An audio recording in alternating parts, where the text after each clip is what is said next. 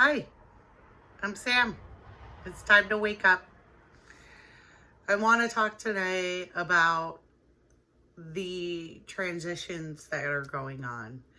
I know a lot of you guys are losing hope and thinking how dysfunctional the world is. But what's really going on is a massive energy shift. There's a reason why so many of us are waking up right now and learning that we need to look within ourselves and to look at things like the coronavirus and uproars in the government and all these transparencies that are coming to light is a catalyst and a chrysalis for us to move forward in a better unified and collective consciousness. It's ugly right now. It's hard to deal with a lot of what's going on in the world, but we need to look at it as purging. We need to look at it as a transparency of what the world is. And how are we ever going to find solutions or assess problems if we don't know what they are? A lot of people who have been living in the old energy are having a hard time of dealing with letting go, dealing with these aren't working. These systems aren't working for us. So we need to find a different way. In order to do that, we need to deal with what we got. We need to have a tower moment. We need to break down what isn't serving us on every level, whether it's us as individuals or the world as a whole. We do, in fact, have reasons to be here. We chose to be here during this shift, and it's going to take time. If you're finding this video, you're probably a light worker, or you're working your way towards finding the light within yourself. We who are awake, who are ready to guide, who are ready to heal, who are ready to break down these old energies are light workers. And we're here to usher everybody into this new energy. One of my favorite examples of how long and just this whole energy as a whole, a lot of kids are coming out as non-binary to a point where it almost seems like a fad. To a certain extent it is. The labeling of it is. But if we want a more unified collective consciousness, we have to start taking our dualities and bringing them into center and grounding them.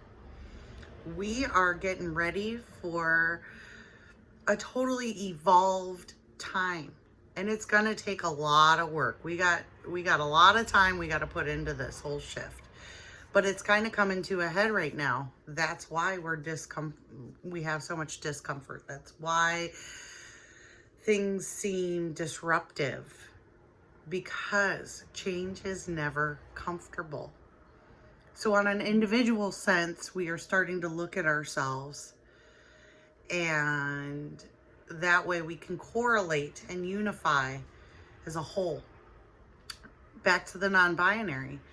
When you take your feminine and your masculine power and you center it into you are a being without the labels, that is a true Zen moment. That is reaching a higher consciousness.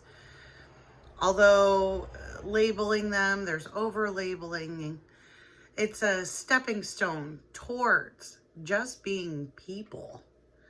So when you're knocking these younger folks for whatever they're starting to identify with, and especially in such a large amount, you got to realize they are preparing for a future that we don't even understand. They are the next generation of light. They are bringing about change. And it's hard. It's harder for us older generations to fully understand these crazy kids. Well, they're not crazy. They're wiser than we are. They're getting ready to live in a more unified consciousness, to be more evolved, to put things like labels and identities based solely on gender or anything else to the wayside, to look as supreme beings, as individuals, to be connected with spirit, to be connected with each other, to realize that we all are one. In order to get there, it's going to be a mess. It's going to be a storm. When we feed the old energy and the divisiveness and the discord, and we say, oh, this is, be open. Be open to receiving. Be open to the fact that there might be a better way, because there is. There is a better way for us to be. We need new systems. We need to find a way for us to live in harmony. How are we going to do that if we don't shed our old skin? We have all been through a tough couple of years. We've all had a different boat in the same storm. When we sit here and nurse our wounds and claim a victim mentality, that's only hindering our connections. When you connect with a person and say, hey, I hear what you've been through. I've been there too. Let's move forward and see how our experiences can help us both grow, or all grow. We're actually doing what we're supposed to. That empathy, that connection with people is how we're going to make it through this transition. It's incredible. And I don't want you to lose hope. I know it's a hard fight. I know how much discord is there because I see it too. What our strongest tool for fighting all of this is love. It will always be love. Love is more powerful than anything. Love will always outshine hate. When light enters a room, the shadows fall away. Shine bright. Come from a place of love. Take your ego out of it and let's start helping each other. It's really hard too when you say, oh, this is all I see. All I see on social media is this. You're feeding the algorithm of life just like you feed the algorithm on Facebook, on your social medias. When you focus your energy and feed political discord, racial discord, all these things, instead of love and light and support, that's all you're gonna see. When you start shifting your focus, just like the energy shift in our collective consciousness is shifting and moving it towards, I want to focus on light. I want to focus on helping people. I want to focus on things that light me up. You're going to see that's what's more prominent in your life, just like that's what can be more prominent in your feed. I myself went through a lot of hyper focusing on all the problems of what we're going through. And I'm not saying do some spiritual bypassing and it's all high vibes. It's not. Look at that problem, but don't hyper focus on it unless you are finding solutions. Focus on the solutions. My news feed on social media went from discord, negativity, people arguing. I myself am an energy alchemist. It's a power I have. I want to go in there and I want to bring the light to the situation. I want to see how we can connect instead of fall apart. My feed now is jokes, parenting, what lights us up, the people that light me up, and art, music. Start feeding what lights you up. Start feeding on the positives just in your life. When you hear somebody being disruptive, that's because they hurt.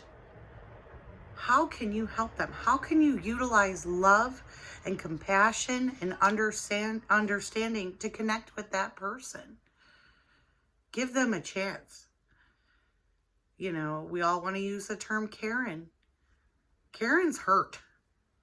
Karen wants to be heard. Karen wants to be seen.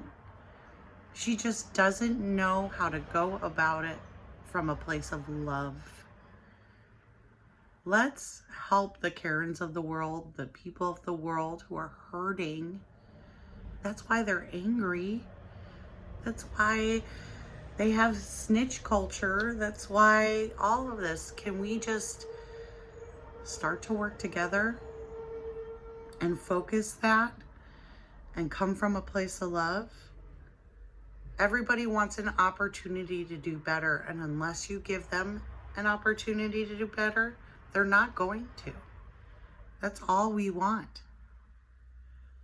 So what I really want you to focus on, when you're feeling that negativity start coming up, when you're so distraught about how the world is unfolding before you, I want you to take a breath and really come from a place of love and understanding, and take your ego out of it. Don't worry about what they're doing to treat you, because at their core, it's pain, it's anger. And if we all start just putting more love out there, I think you start noticing a vibration around you changing. If we as a collective start putting our thoughts to more positivity and to finding a way to unify, to help each other, and to feed less of the discord, we're going to be a better people as a whole. We feed that energy as a whole. So instead of finding ways to argue with people, find a way for you to alchemize that energy, to bring positivity to people. I hope this helps. I just want to help. And I hope you're ready for what's coming, because it's going to be beautiful. But we're going to have to fight this storm together. Love you, and I hope that helped. Namaste.